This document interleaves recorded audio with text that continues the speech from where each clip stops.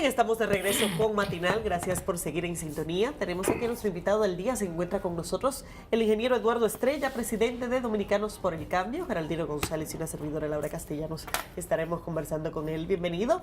Un placer tenerlo por aquí, ingeniero. Bueno, me siento muy bien en mi casa, oye, compartir contigo, que tenía hace tiempo, y con el amigo Geraldino, que hacía mucho que no lo veía, recordando tiempos. O sea, me siento en mi casa, así como siempre.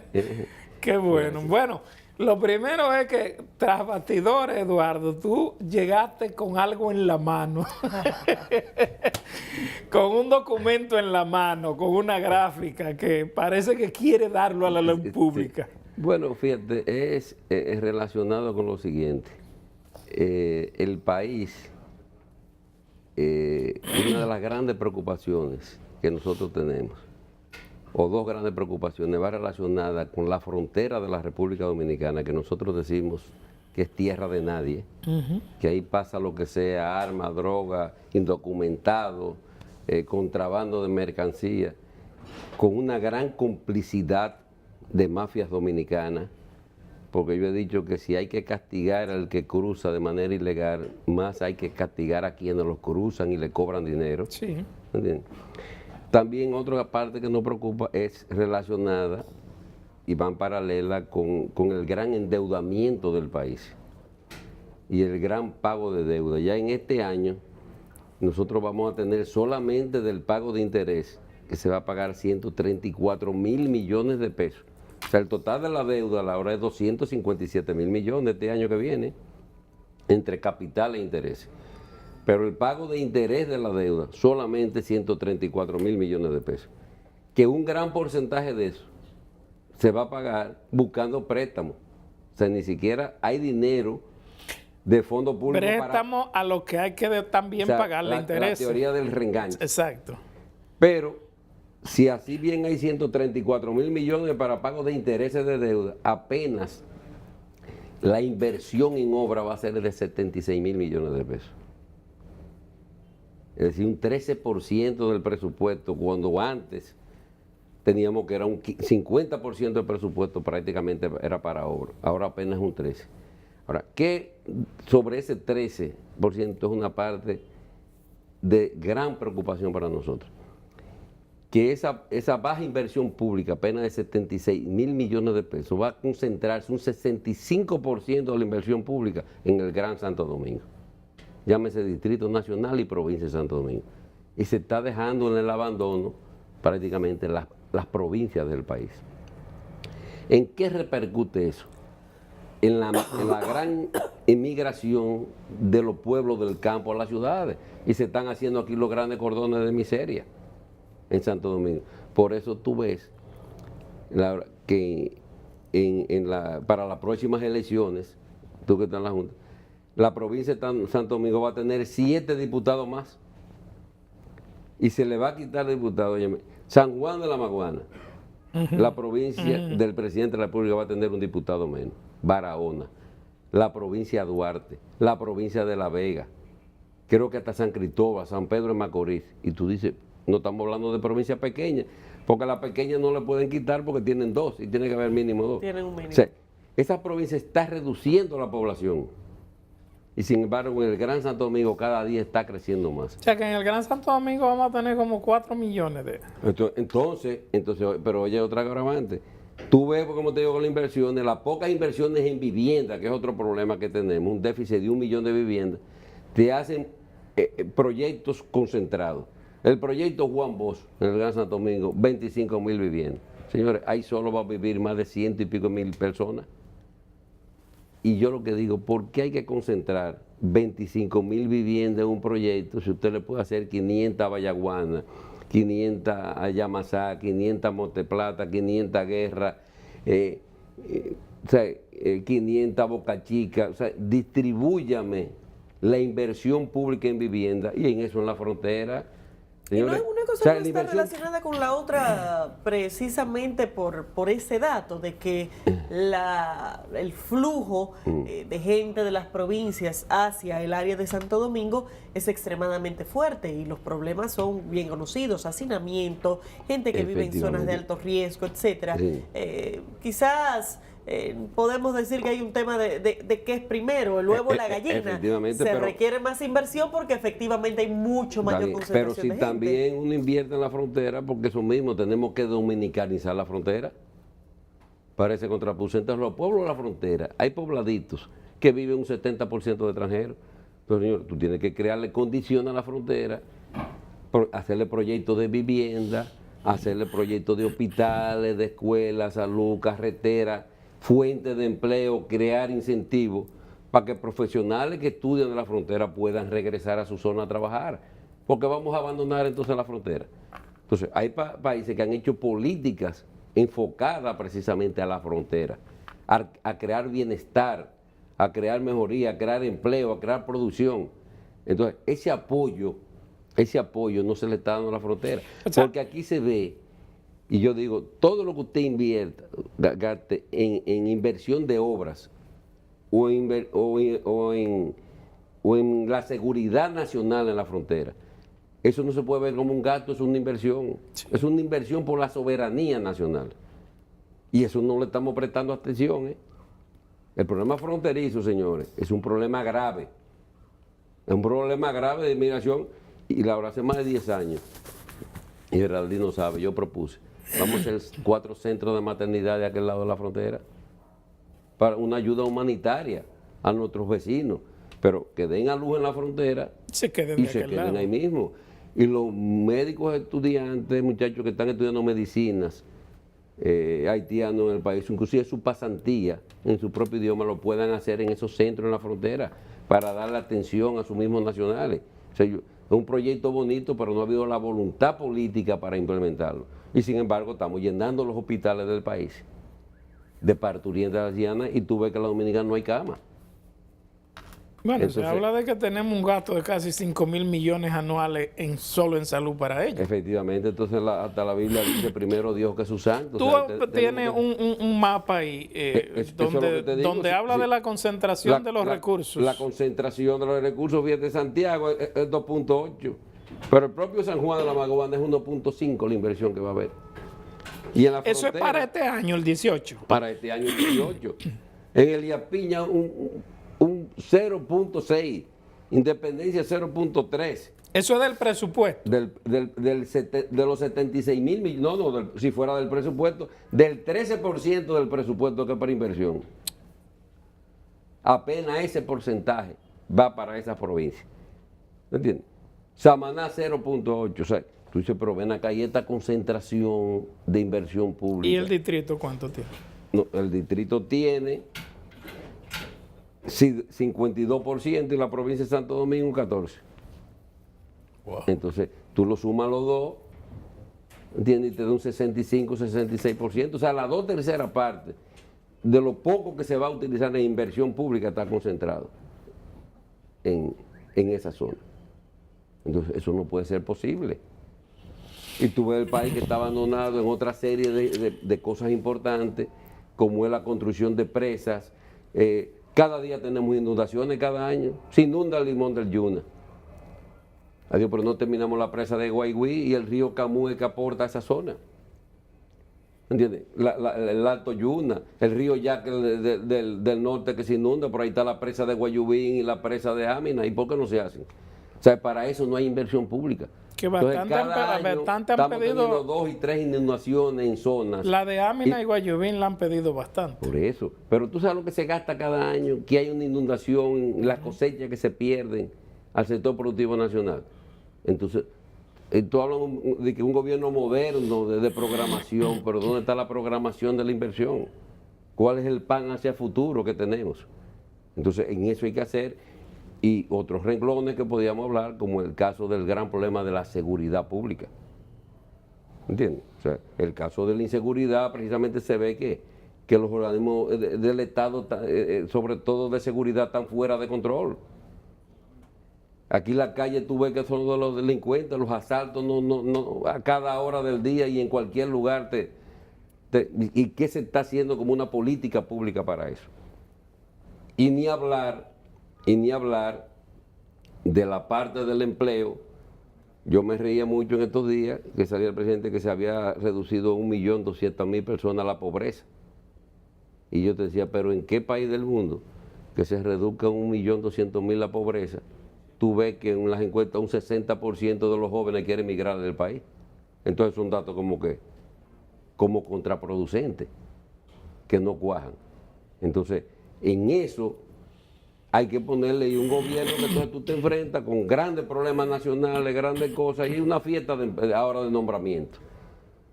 Y una fiesta de nombramiento que tú sales, que en vez de aquí perseguir la corrupción y castigar a un funcionario y mandarlo a la cárcel, entonces ahora se están nombrando, los que están en la cárcel se están nombrando funcionarios.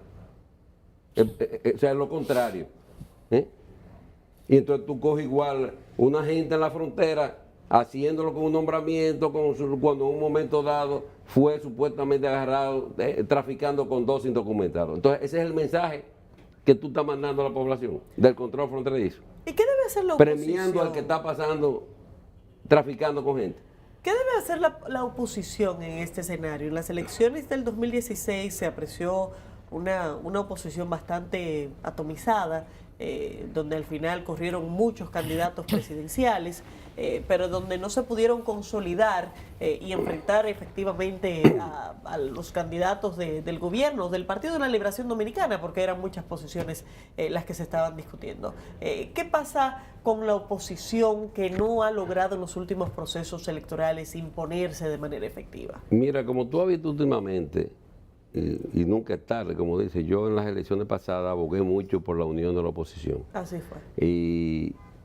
Y a raíz prácticamente de las elecciones, tú has visto que hay un bloque opositor que ha venido permanentemente manteniendo reunión. Esta semana se sacó un documento sobre la ley de partido y la ley electoral, que yo digo que hay que evocarse eso, y daría mucha vergüenza en este país que a la Junta se tuviera que ver abogado a montar unas elecciones en base a resoluciones, porque no hay una capacidad en el Congreso de darle las herramientas legales, tanto a la Junta como al Tribunal Superior Electoral, pero una verdadera ley de partido y una verdadera ley electoral donde haya régimen de consecuencias. Inclusive yo he planteado que si el tema que tiene la ley de partido parado es el tema de la primaria, pues sencillamente se saca el tema de la primaria de la ley y que cada partido escoja internamente en sus estatutos internos el sistema que entienda que tiene que coger.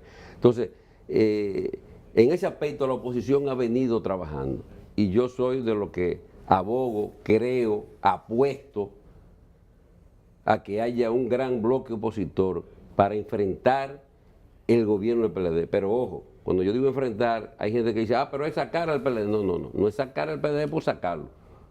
Es un bloque opositor con propuesta al país, donde digamos, hay 5 puntos, 10 puntos neurálgicos que nos comprometemos todos a enfrentar.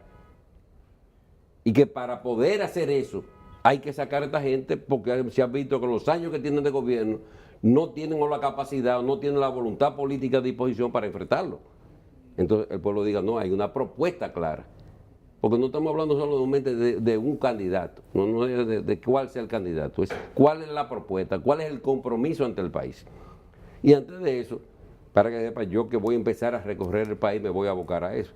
Nosotros acabamos de pasar la asamblea del Partido Dominicano por el Cambio, inclusive hubo una remoción y escogimos autoridades nuevas, donde inclusive el partido tenemos un nuevo presidente del partido, Manuel Oviedo Estrada, un nuevo primer vicepresidente, Claudio Marte, un nuevo secretario general del partido, que es el amigo de Juan Carlos García de San Juan de la Maguana, y un nuevo secretario de organización, Javier Guzmán. ¿Por qué?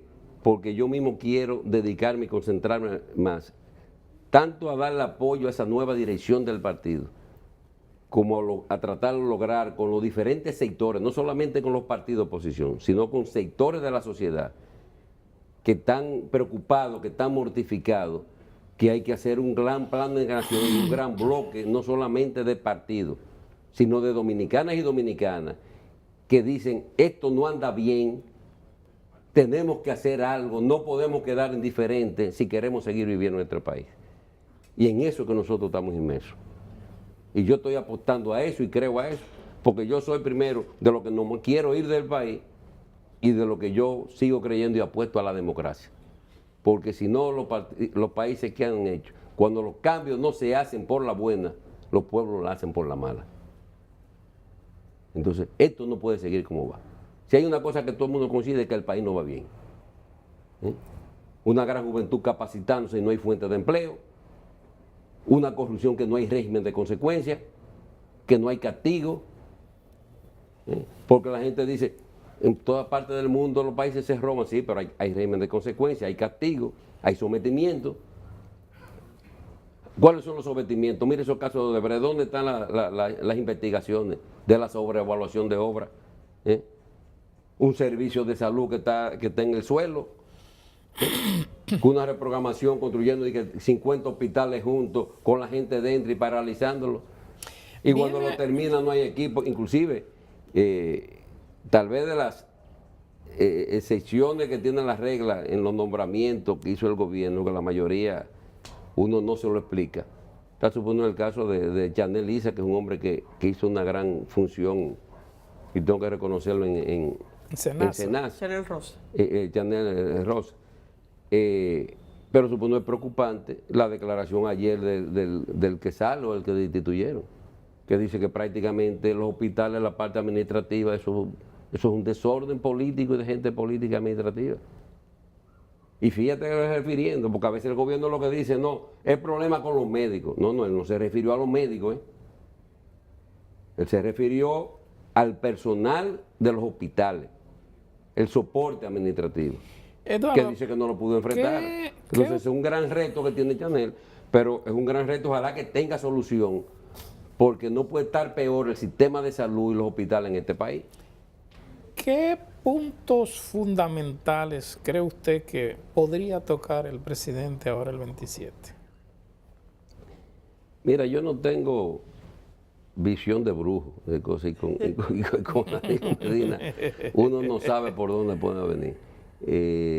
Lo que nosotros quisiéramos que enfrentara los grandes problemas. A mí me gustaría ahí que se refiriera, que una vez que está dispuesto a enfrentar la corrupción y el mismo gobierno va a dar todos los recursos para hacer las auditorías y para que se someta a que haya que tomar y empezar a cancelar gente. Y que haya una medida, una voluntad política para hacerlo. Que diga que este país, sencillamente quitarle al mismo pueblo de San Juan y decir que esa mina no se va a instalar ahí en una zona cerca de la presa. Y yo te diría más lejos. ¿Tú sabes qué es lo que este país tiene que abocarse?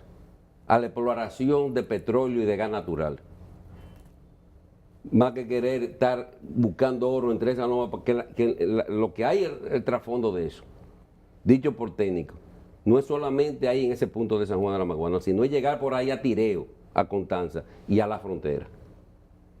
Tengamos cuidado con esas cordilleras centrales, porque un gran reto en nuestro país también es el caso agua. Y si hablamos aquí de reforestar cuencas, de hacer presas, ¿qué es lo que debiéramos pensar? No debiéramos estar buscando fuentes, porque yo te pregunto a ti, y hacer todo eso, si eso es la verdad, porque yo digo que tiene que haber algo detrás ahí, para que el gobierno en 7 años reciba 240 millones de dólares. Dime, Geraldino. Como que no es compatible, ¿verdad? Cuando el gobierno va a tener que buscar 700 millones de dólares para pagarle a Odebrecht por un mal negocio y mal contrato de Punta Catalina. Porque desgraciadamente esa demanda la vamos a perder en Estados Unidos. Ellos dicen que no se va a pagar eso. Vamos a esperar. Yo como dominicano quisiera que no se parara. Pero yo digo una cosa. Óyeme, es muy difícil tú enfrentártele en una negociación al que tal vez tú por atrás le has cogido algo, Para tú pararte en dos patas y negociar un contrato, hacer contrato como hacer. ¿Y qué es lo que lamentablemente se ha visto aquí? Que los últimos contratos que el gobierno hace con empresas así, con la Barri, con la que yo que, con Punta Catalina, son contratos que el único que está perdiendo es el Estado Dominicano. Porque es que yo decía, óyeme, no podemos llevar que este país se convierta, Laura, en una jaula de ladrones. Porque es que aquí es el único sitio que viene una gente y de FACA viene Odebrecht. ¿Dónde pone Odebrecht la oficina estructurada? ¿Dónde la instaló? En República Dominicana. ¿Por qué la instala aquí?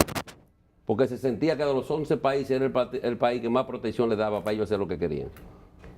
¿Dónde viene el caso del Banco Peravia? ¿Dónde hacen el lío? Aquí. ¿Quién está preso? ¿Dónde se pasó la situación del vertedero de Duquesa? Oye, un BTD de una empresa diciendo que es privado, es un terreno del Estado y que no se pasó por el Congreso. Entonces tú dices, pero ven acá, y todos los escándalos del CEA y todas las situaciones con propiedad del Estado. O sea, aquí el Estado entrega por centavo la propiedad de los bienes públicos del gobierno. Sin embargo, ellos, ¿tú sabes dónde tienen mucha capacidad? En alquilar oficinas públicas por zonas millonarias, por montos millonarios. Pues yo te digo, de Sur no debiera tener un edificio propio. Entonces, para eso sí es bueno firmar contratos. Se nos está acabando el tiempo y no quisiera que deje de decirnos si usted cree que realmente va a haber ley de partidos este año. Mira, es lo que yo te digo, yo apuesto que sí, porque sería una gran vergüenza para el Congreso y para el PLD, que es que tiene eso frenado ahí, que no salga esa ley de partido. Y más la ley electoral. Pero como te digo, una ley electoral que es la más importante, oye, eso todavía en la ley electoral todavía aparece la Cámara Contenciosa y la Cámara Administrativa. No aparece el Tribunal Superior Electoral. Señores, y es una junta que está en disposición de hacer un buen trabajo. Vamos a ponerle las herramientas en la mano. Así es. Porque la junta puede hacer reglamento. Pero por reglamento tú no puedes crear régimen con consecuencia de castigo, de someter a tribunales, de suspender candidaturas. Entonces tenemos que hacer aquí debates obligatorios de los candidatos presidenciales, la distribución de los fondos públicos y la transparencia de los fondos privados. ¿Me entiende? Los senadores sean independientes de los diputados. ¿Por qué si usted quiere votar por un diputado bueno, usted tiene que arrastrar a un senador malo? Eduardo Estrella, se nos acabó el tiempo. Bueno. Gracias por conversar con nosotros. Gracias a ustedes por la invitación con este lujo de entrevistadores. Yo Gracias, me siento feliz. muy amable, Eduardo. Gracias, ingeniero, por estar con nosotros. Señores, llegamos al final. Nos vemos mañana.